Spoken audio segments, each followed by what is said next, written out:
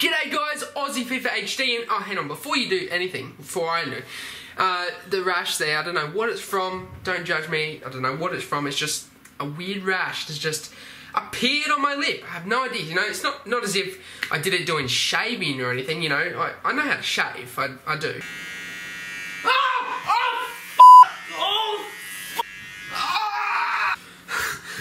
Hit that intro. Nobody was hurt during this reenactment. The use of tomato sauce as blood has been used for many years. G'day, guys. Aussie FIFA. H. Damn it. D.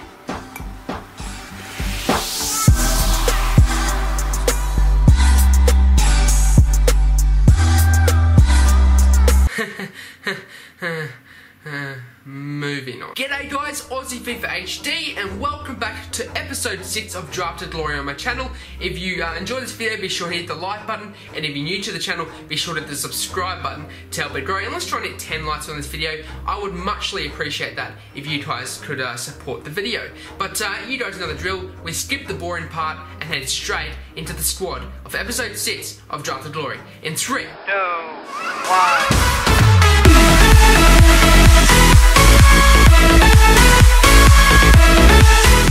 So there you have it, lads. Here's the squad for episode 6 of Drafted Glory, and I will admit the formation I picked wasn't the best. I mean, it was a very narrow formation, meaning only strikers and midfielders were really relevant to the squad.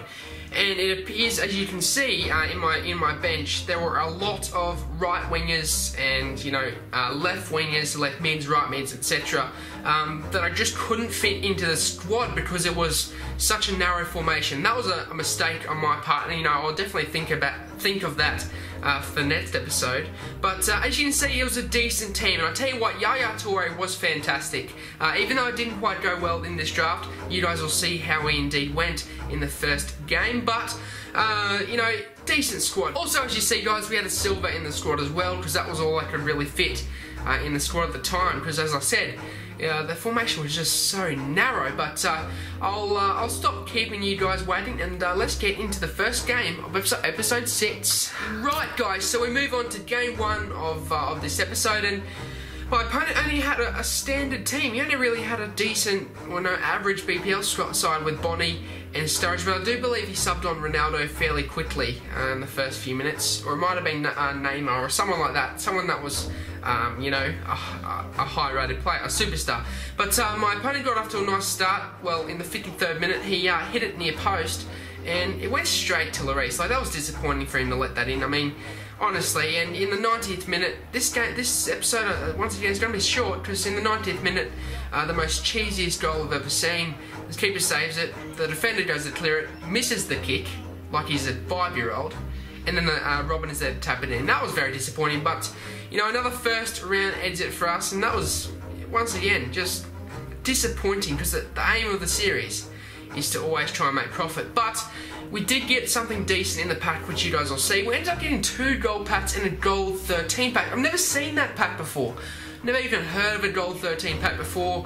I've never really had it. But in our 5k pack, we ended up getting it on Nzonzi, which, and to me, it was decent because, one rare, you rarely really get a rare player in a 5k. But you see, in the other 5k pack, we ended up getting a hunter card that went for 4,300 coins, which, I won't complain about that. 4,300 coins back into the kitty, back to refund another draft, and I just can't complain about that.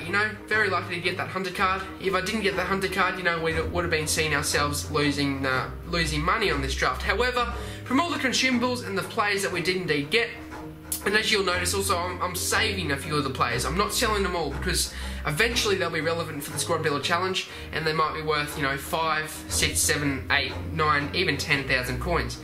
So I'm definitely keeping a few of those players, and as you see, if they don't sell, I'll send them into the club and just keep them until they're relevant for a Squad Builder Challenge. But we should indeed break even with this draft, especially with that hunter card, which is a 5k bonus, as well as the consumables, which sell from 200 to 300 coins each. The players also sold for 400 to 200 coins, etc. There was one that went for 500. So once again, breaking even on this draft, and we're not in a bad position. I mean, we've had 3 victories, 16 wins, 3 victories, I believe. Yeah, 3 victories. Sorry, not 3 victories, 3 defeats and 16 wins. As you see, the trade pile is full, and I can't wait to get to level up. The reason why is because if I level up, it means I'll be able to fit more on the transfer list and be able to sell more, and that's a pain at the moment because I'm only limited to selling 30 at one time. So I can't wait to get an extra 10 onto that transfer list to help us out. But as you see, Nzonzi only goes for around 700 to 750 coins. So it's it's almost worth quit selling him, which indeed I did, because if you sell him for 700, you're more than likely to lose tax. And Nzonzi sells or quit sells for 656 coins.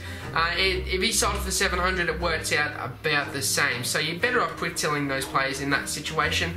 As you see, a few of these Bundesliga players, etc., on for 450, and all the fitness cards and contracts will eventually go for 200 to 250, especially with FUT Champions, because I actually did this trading method where I bought a heap of contracts for 150 coins, and the way I picked up this trade method is because when I was playing FUT Champions and I needed a contract, I would just do, you know how they come up with flashing contract saying you need more, and you can buy one straight from your squad. So you search on transfer market from that player. So I searched on the transfer market and I kept on buying these 300 coin contracts, not standard common gold ones, but I was getting outbought. People were buying them for 300, so I thought, next weekend league, why don't I try bidding on multiple contracts at 150 coins, and then binge selling them at 300 to 250, or 250 to 300. Get my vocabulary right there. 250 to 300, and sell them. And I tell you what, it did indeed work, especially midway through FUT Champions on the Saturday. I was selling them, 20 or 30 each time I listed up 50 at a time. So that trading method definitely works if you guys want to try that out. I mean, there's not many of you viewing this video, but hopefully in the future there will. Basically, yeah, the contract method does work, especially when you do list them up for double the price at 150, because people are just lazy buyers. They don't bother to go into the transfer market, and personally myself, I don't. When I've got an extensive amount of coins, it doesn't matter. The extra 150 coins doesn't matter to me because I'm going to earn them back in FUT Champions. So it's lazy buyers just like me that really make this trading method work. But that'll be it for me, guys. I hope you enjoyed this video.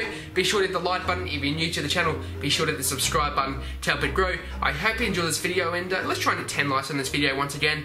That would be much appreciated. That's it for me. I'm out. Have a good one, and peace.